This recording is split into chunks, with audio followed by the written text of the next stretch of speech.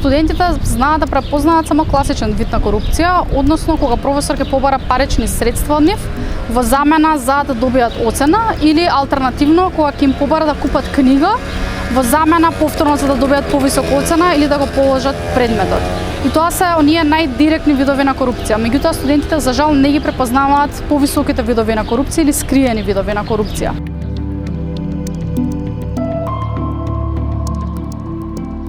89% од студентите не знаат каде да ја пријават корупцијата, дури ако би се соочиле со нејза.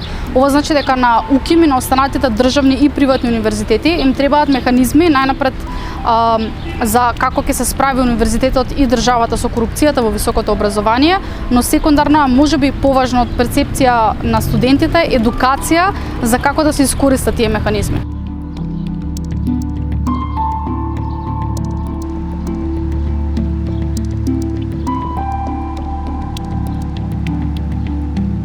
Се надевам и дека со тек на време, кога самите студенти ќе на некој начин видат како се функционира и како се решаваат проблемите, тогаш и ќе не препознаваат и ќе на некој начин не контактираат во случај на обесправување и во случај на некаков спор.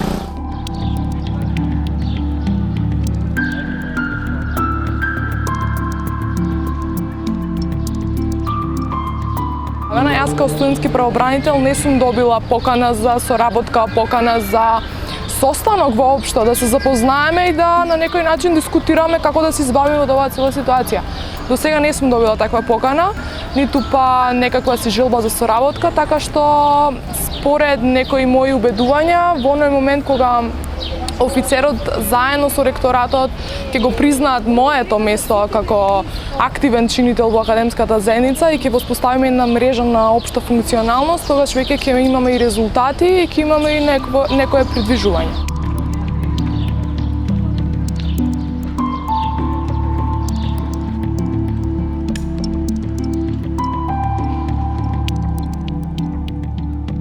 Она што денеска го слушнав, видов дека констатирав дека и студентите си имаат значителен дел. Нивната цел е што побрзо да завршат, да се стекнат со некаква диплома, а не толку многу колку каква им е целта.